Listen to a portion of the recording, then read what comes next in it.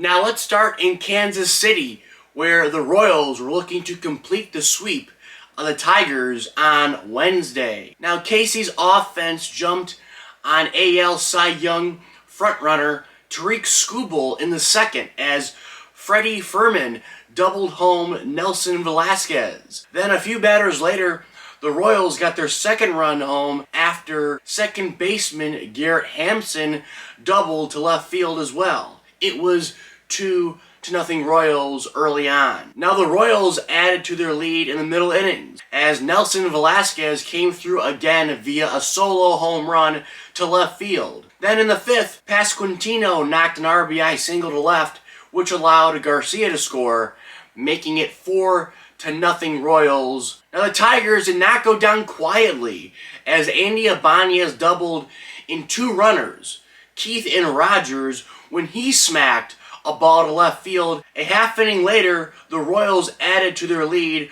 on a double from AL MVP candidate Bobby Witt Jr. and a single from Furman to make the game 8-2 in their favor. Now despite the Tigers adding a run on a Javier Baez single to right field, the Royals completed the sweep of the Tigers after an 8-3 victory. The Royals are now just a game and a half back of first place as of recording this video. Now let's head to the Bronx, where the Mariners and Yankees had an old school 1990s slugfest. Now the Yankees captain got the Bombers on the board first, shooting his 14th home run of the season over the wall in right field. Now Juan Soto produced the next couple of Yankee runs, as in the third inning he plated a 2-run shot the opposite way. This made it a 4-run Yankees lead. Then in the sixth, Soto sliced a ball out to straightaway left field. This put New York up by 5 runs. Now the Mariners cut the Yankees' lead down to 2 runs as catcher Cal Raleigh drove a ball over the short porch in right field. This 3-run shot was Raleigh's 11th home run of 2024 and made it 5-3 Yankees. But Alex Verdugo sealed the deal after cracking a 2-run home run to deep right field.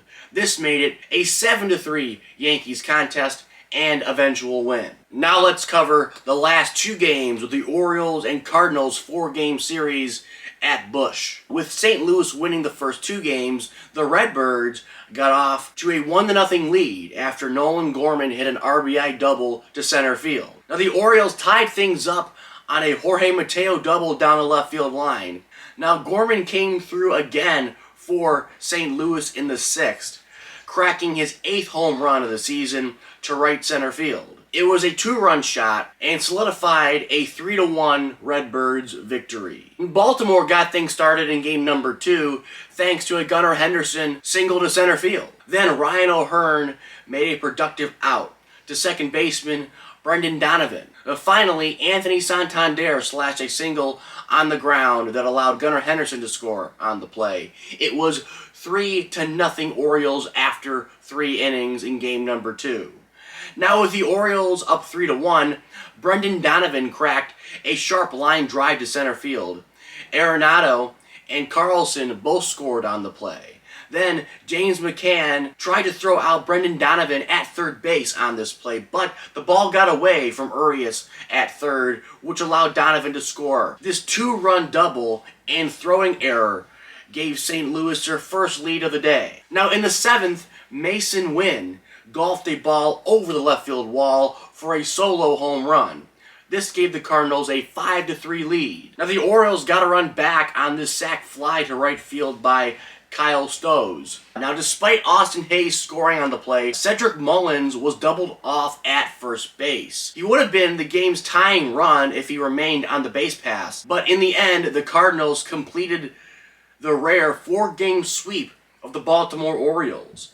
This was the first time Baltimore has been swept in the regular season since May 13th through the 15th of 2022. So a historic win by the Cardinals, and an even more impressive one when you consider it was a 4-game set. Now let's recap some games from Thursday's slate. as we start in Philly where the Rangers took on the red-hot Phillies. Now the Rangers' big man got things started as Adolis Garcia shot his 12th home run of the season over the left field wall. Now in the third, JT Realmuto tucked a screaming line drive inside the foul pole for his 7th home run of the season. An inning later, Philly captured their first lead of the night on a Christian Pache triple that scored Amundo Sosa and Whit Merrifield. Then a batter later, Kyle Schwarber drove in Pache after lining a ball to center field.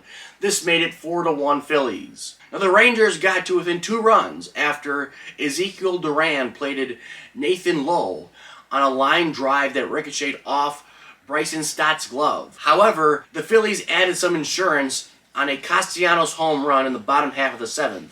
The Rangers' bats went quiet the rest of the game, and the Phillies came out victorious 5-2 in the end.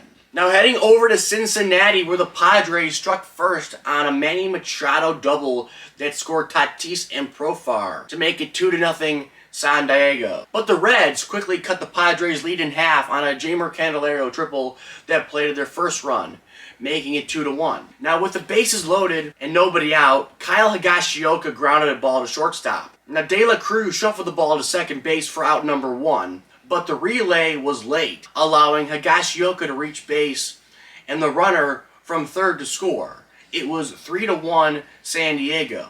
Then a batter later, Luis Arraez shot a single to right field. Jackson Merrill scored on the play and made it 4-1 Friars. Now with the Reds down by 2 runs, Nick Martini smacked his 4th home run of the season out to right field to tie the game up at 4. Now the game would go into extras, still tied at 4-4, but the Padres quickly got off the snide with a Fernando Tatis Jr. double that plated Capusano. Then 2 batters later, Jake Cronenworth skidded a ball to Stuart Fairchild in center field. This allowed Arraez to score and secured a 6-4 Padres win. Now the Blue Jays were in Detroit taking on the pathetic Detroit Tigers.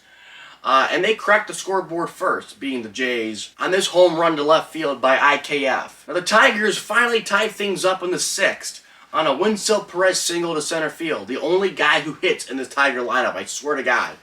Javier Baez scored, but Carson Kelly was thrown out at the plate by Kevin Kiermaier. That kept the game tied at 1-1 after 6 full. Now the tie did not last long because a half inning later, Dalton Varsho brought 2 runners home on 1 swing, sending a ball over the wall. It was 3-1 Blue Jays after this home run. Now a pair of RBI singles from Bo Bichette and Justin Turner brought 2 more runs home. Then finally, a sacrifice fly off the bat, a Springer, made it a 5-run Blue Jays advantage. Now the Blue Jays did not take anything for granted as they added 2 more runs during their final hacks. A double from Danny Jansen got Kiermaier across, and a Vladimir Guerrero Jr. home run, a 2-run shot by the way, to center field at Comerica Park, which is pretty damn impressive despite them moving in the fences a couple feet.